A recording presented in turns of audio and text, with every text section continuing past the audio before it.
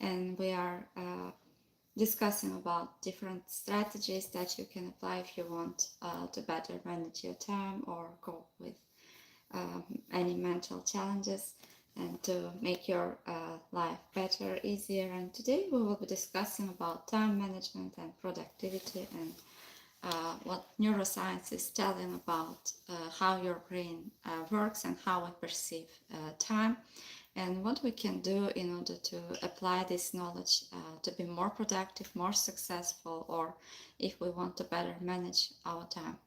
So maybe you have planned ahead a lot of strategies, you are trying to use these strategies, but maybe each time you are finding yourself procrastinating or avoiding certain tasks or feeling frustrated or burnt out since it's difficult for you to manage time. However, there are the same people who are having the same 24 hours, but they are coping and being successful and can complete a lot of things. And maybe you think, why do I always run out of time? Why does every project take longer than I expected or planned?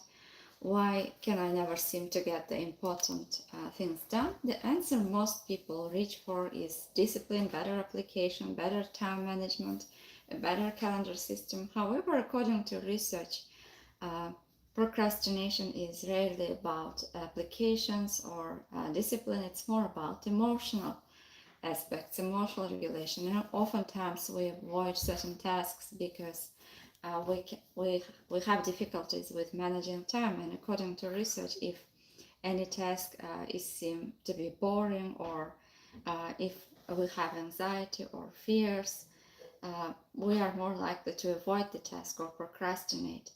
And according to cognitive neuroscience research, the problem is not your calendar, the problem is your brain, specifically the way it was built to perceive, estimate, and relate to time. So we don't know much about how we perceive time, how our brain works, and if we are able to understand exactly what's happening in our brain and how we relate to time, we can use this knowledge in order to be more productive and to better manage our time.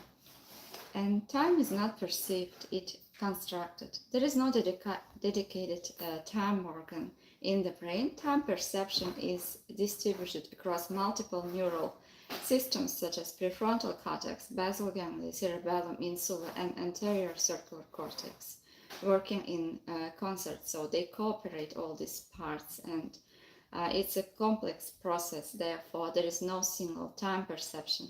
And because time is actively constructed rather than passively received, it is profoundly subjective and systematically distortable. So one of important aspects here is how we perceive the time, which thoughts, which feelings we have regarding our use of time, or which stories do we tell about ourselves in order for us to be able to use the time or not being able to be disciplined, for instance. And these thoughts and feelings can be also impacting the way we relate to time, the way we use time, and whether we are being disciplined or we can succeed, or whether we are being productive.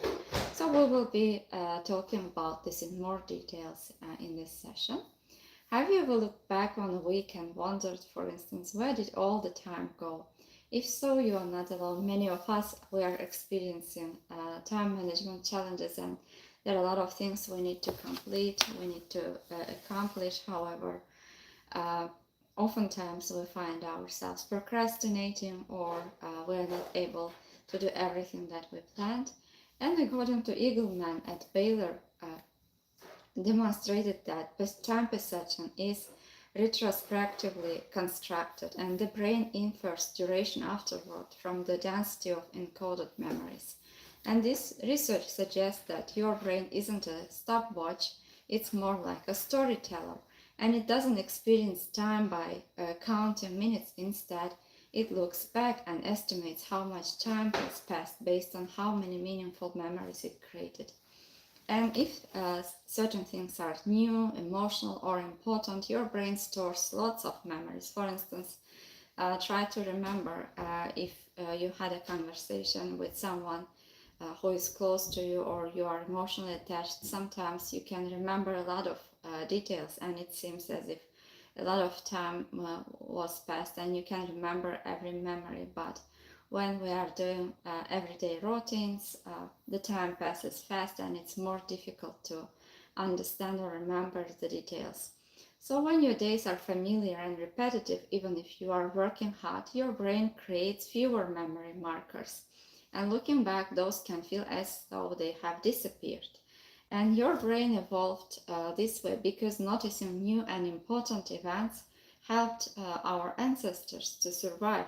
If you are able to learn new information, to pay attention to it, you were able to better survive. But in today's world, we are constantly following the routines every day, using the same computer applications, answering the emails or calls, and this can make life feel as though it's a speeding by. And this is one of the reasons why we think that time passes very slow, because there is rarely novelty in our lives and we are rarely doing something new or interesting. And the hopeful part is that small moments of novelty, learning, connection, or presence can create more memorable experiences. That's what the research tells about. For instance, maybe you read a lot of articles that say try using another road, try using another strategies to achieve the same outcomes. So in a manner, when we are learning new information, going to new places, learning new skills, we are helping our brain to develop, and also we are changing our relationship to our time perception and the way we use the time. And instead of asking how do I slow down time, maybe you can ask what small thing today could make this day worth remembering, and asking yourself what really matters for you. For instance, if these are relationships, taking small steps towards developing or strengthening your relationships may help to create momentum and movement into your life. And even one meaningful moment can make a difference. And when you will look back, the time will not flow by so fast, and you will be able to remember a lot of beautiful moments. And the second one is four systematic distortions and planning fallacy. Have you ever looked at to-do list and thought, I can finish all of this today, and then by the end of the day, you worked hard and somehow only half of it is done. And maybe you start to criticize yourself by saying, why can't I get this together, or everyone else seems to manage, or maybe you start to blame yourself or you feel guilty. And actually it's not being helpful and even holds you back from doing more or being productive. And maybe you think that I'm not disciplined enough. And what you are experiencing is so common that psychologists have been studying it for decades. And in 1979, for instance, psychologists Daniel Kahneman and Emma Tversky, pioneers in the science of human decision making, described it as a thinking bias that affects almost everyone. And later in 1994, researchers Roger Waller, Dale Griffin, and Michael Ross studied in greater detail and gave it name the planning fallacy. And what they discovered is that our minds consistently underestimate how much time and effort and complexity future tasks will require, while at the same time overestimating how smoothly everything will go. So think about the moment, for instance. Your brain is not trying to make things complicated, it's trying to imagine the best case scenarios. And when you plan your future, your mind creates a story, and you are generally thinking about uh, ideally like how you want to complete, how you want to finish this job, or how you want to manage your time.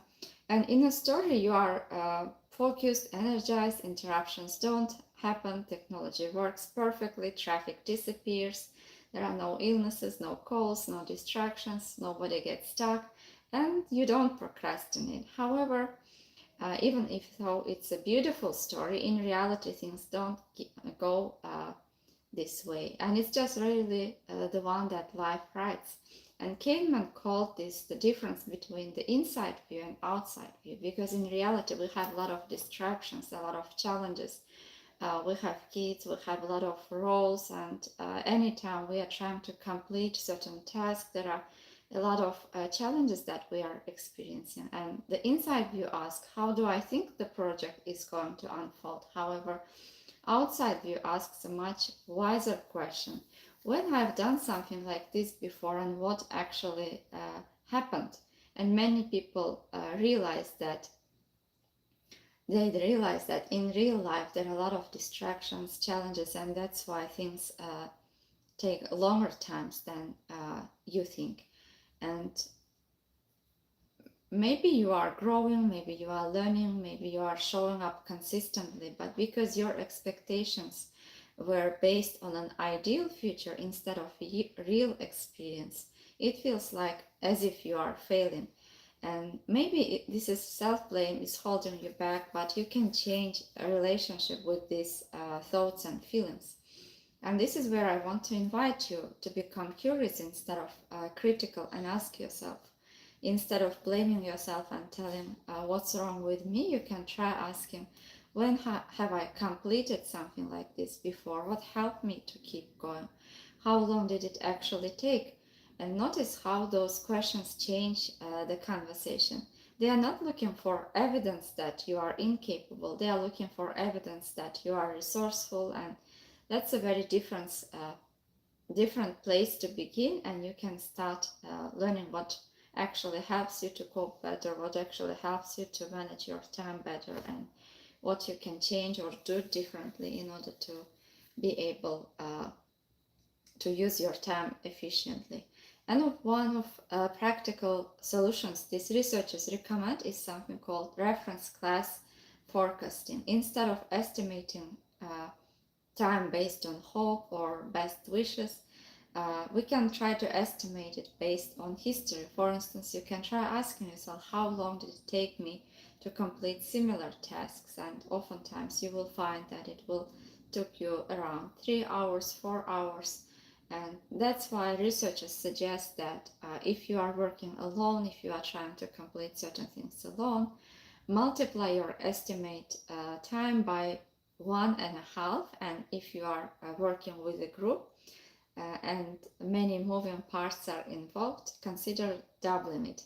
And not because you are expecting failure, because you are planning for reality. And here is something I hope you will remember. The goal isn't to become someone who predicts the future perfectly, but to become someone who plans with compassion towards yourself, with wisdom and experience. And every project you have finished has already taught you something. That every obstacle that you have navigated has given you information, and you have more evidence of your capability than your mind sometimes allows you to see it. So next time your brain says this should only take an hour, you can pause for just a moment and ask, what does my past already know that my optimism is forgetting? And that's one question moves you from pressure to perspective, and sometimes perspective is exactly what helps us to keep moving forward. Because sustainable progress isn't built on perfect prediction, it's built on learning from what has already worked and using this wisdom to take the next step. And distortions, present bias, and hyperbolic discounting. According to Lifeson's documented hyperbolic discounting, the brain assigns dramatically disproportionate value to immediate rewards relative to equivalent future ones. So probably you have noticed when you are trying to complete something that has a deadline in the future, it's more difficult for you to stay focused on that task because it doesn't seem as urgent, and people tend to procrastinate or avoid or distract yourself. However, maybe you also have noticed that if a certain task is urgent and if there is a deadline, you can complete it very fast and can be very efficient. And your brain is not simply wired to value what's happening right now much more than what will happen in the future. Therefore, another strategy is making your task that you are trying to do is as more urgent and bringing them to the uh, present moment. For instance, you can try to divide your tasks into different parts and set a goal for yourself to complete a part of the task today. And hyperbolic discounting is that a deadline, for instance, 2 weeks away might feel distant and easy to ignore because your brain doesn't experience it as urgent. But when the same deadline is tomorrow, everything suddenly feels real and your brain shifts into action. So you can use this knowledge in order to help your brain to feel as if the task is real and it's close to the present moment. And this would help to explain why many people do their best work under pressure, whereas it's not that they need stress, they need their brain to recognize that the task matters right now. And the good news is that you can work with your brain instead of against it, and knowing this information can help you to understand yourself better. And instead of blaming, you can use this knowledge and wisdom in order to achieve your goals. So rather than relying on one distant due date, break the work into shorter milestones with their own deadlines. And these mini deadlines bring the future into the present, making it easier for your brain to engage before the last minute. And you can try to ask yourself, for instance, if there is a certain task that you were avoiding recently, procrastinating recently, you can try asking yourself, what's one small part of this that my future self would be grateful I started today? So sometimes that's all your brain needs to begin moving forward. Setting the smallest part and deadlines can be another strategy. And time blindness. Dr. Russell Barkley proposed in 2011 that a core vulnerability, especially with people who are experiencing ADHD symptoms, and also across general population, is a term called time blindness. It's impaired ability to hold future time points in mind and be guided by them in present behavior. And in its extreme form, for some people, there are just two temporal zones exist. These are the now and not now. So research by Brown found that individuals with time blindness tendencies consistently underestimate elapsed time by 30 and 40% during absorbing activities, and that people with time blindness often lose track of time when they are deeply absorbed in an activity. They may think only 30 minutes have passed when in reality 45 or even 60 minutes have gone by.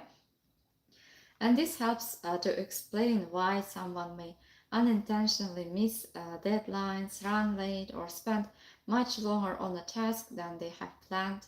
And it's not that they don't care about the time, that their internal sense of time is less accurate when they are focused.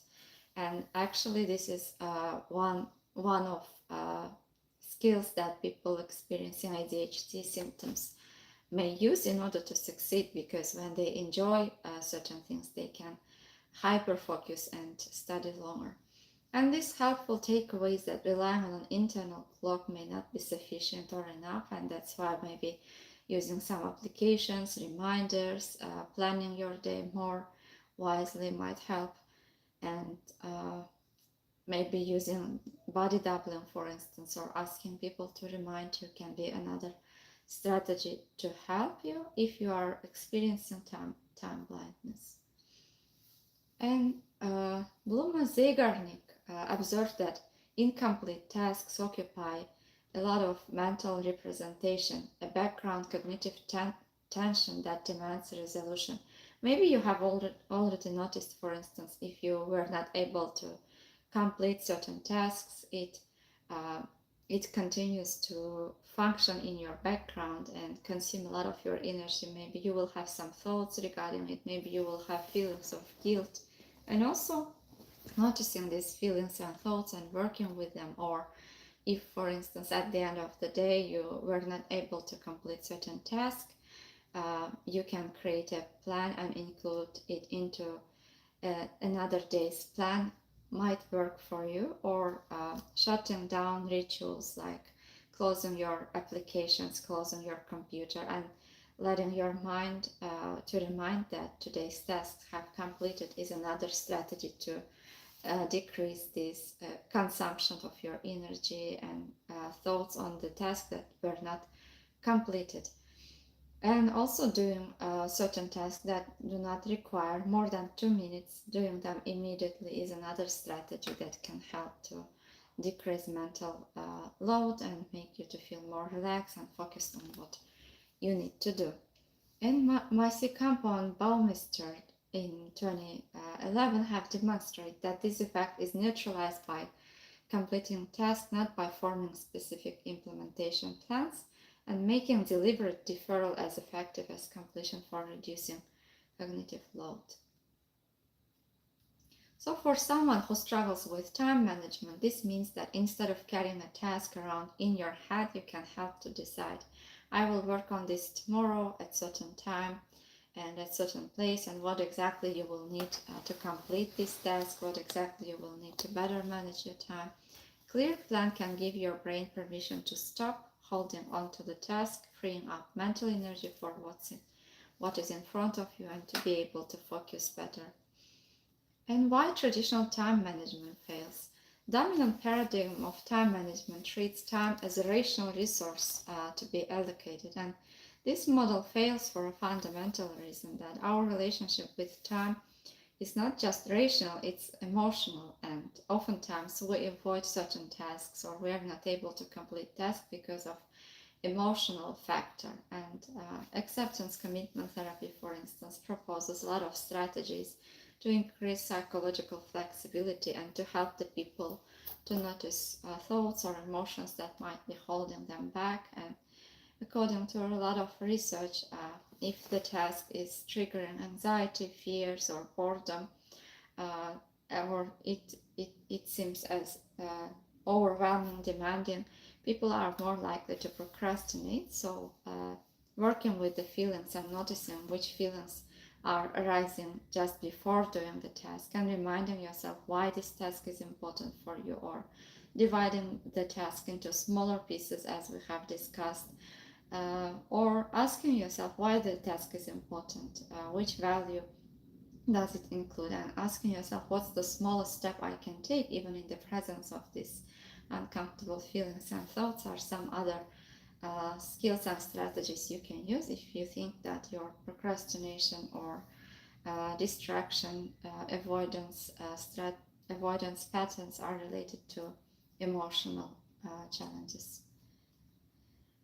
And some other questions you can ask yourself is, how am I spending my time moving? Is it moving me into the direction of what really matters for me?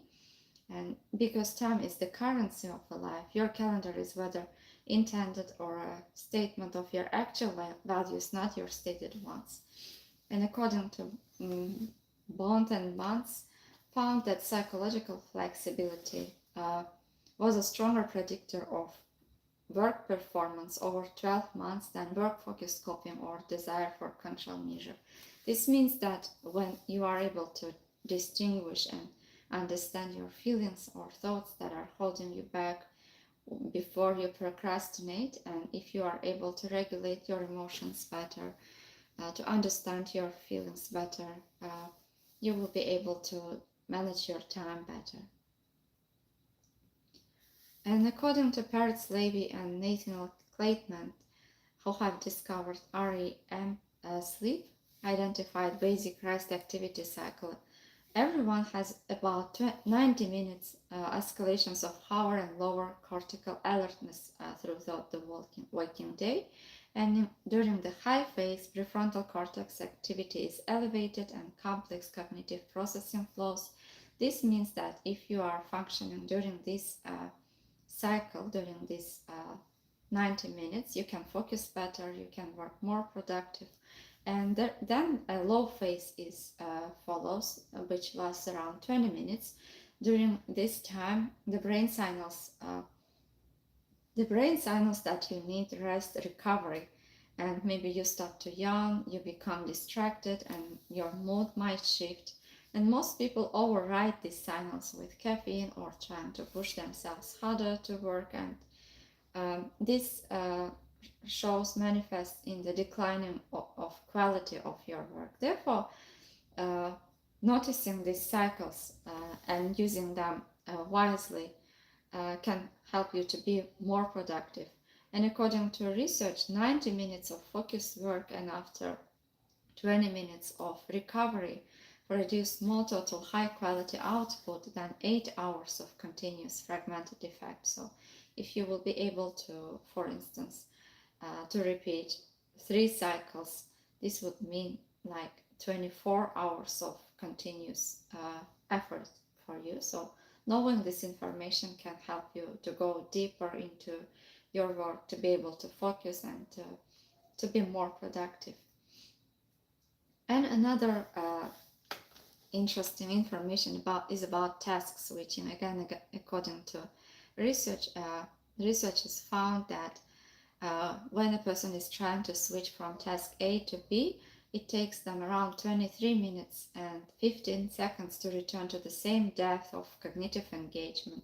So this means if you are being distracted during your work quality and being ability to focus will decrease considerably. So how you can use this knowledge is that decreasing distractions, for instance, placing your phone into the other room or going into an environment where you will be less distracted can help you to be more productive and to better manage your time and to do more work. And Cambridge distinguished dopamine's role in wanting versus liking. Dopamine is not the pleasure neurotransmitter, it's the anticipation and seeking neurotransmitter. And every digital notification generates a dopamine anticipation spike before the person even knows the notification's content. This is the same variable reinforcement schedule that produces gambling addiction. Therefore, uh, it's so easy to get addicted to the phone, to notifications, and it also makes our brain over functioning, overstimulating, which makes us more tired and exhausted and overwhelmed. So this research suggests that dopamine is less about enjoying a reward and more about wanting and anticipating it. That's why a phone notification can instantly pull your attention. It creates a feeling that something is important or rewarding might be waiting even before you know what it is. And the good news is that you can use the same system to support your productivity instead of working against it. And rather than relying on willpower, you can create small rewards that your brain can look forward. For instance, you can tell yourself, if I finish this focused work, if I finish this task, I can have a coffee or go for a walk or check my messages. As your brain begins to anticipate this reward, it becomes easier to stay and to stay engaged with your task.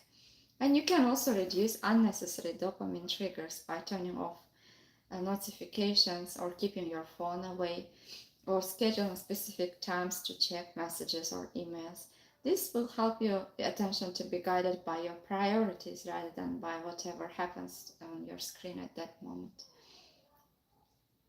In environmental design, Baumeister's ego depletion research established that self-regulatory capacity is finite and depletable, and making environmental design categorically more effective than repeated acts of willpower of managing distractions. So all of us, we are human beings, and it's difficult to all the time to regulate our emotions. So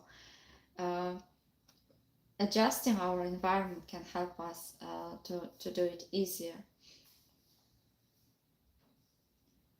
In reference class forecasting, before estimating any significant task, asking yourself, how long did comparable task actually took me in the past, and how long should this take, and applying this time by 1.5 rule or doubling rule, and keeping a 2-week time log, for instance, journaling and noting what actually you expected the task to take and how long did it take you, might also give you some views on what you can do and how you can study or work.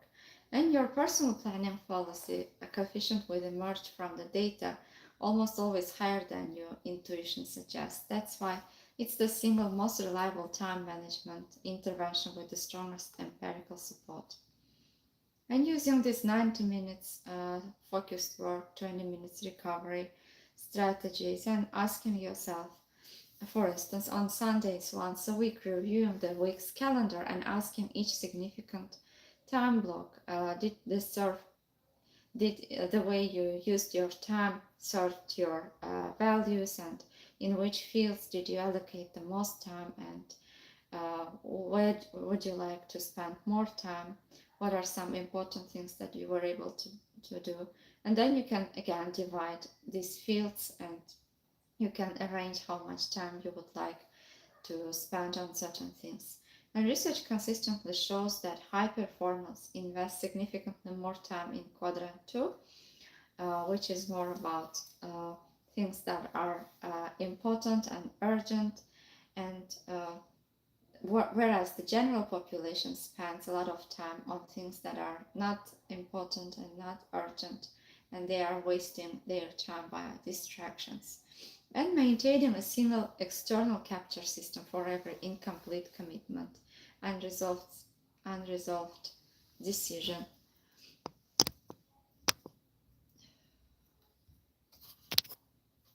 Unresolved decision. Yeah, and then creating another plan weekly can help. So we mainly tried to share research on neuroscience and the recent research that supports the evidence of being productive, being focused, and spending your time effectively. I hope that this was helpful for you, and if you would like to share it with someone who might benefit from it, don't forget to subscribe and share it with your friends. Thank you for coming. Thank you for your time. See you in the next videos again, and if you have any questions, you are welcome to leave your questions in the comments. Thank you for your time, and take good care of yourself. See you.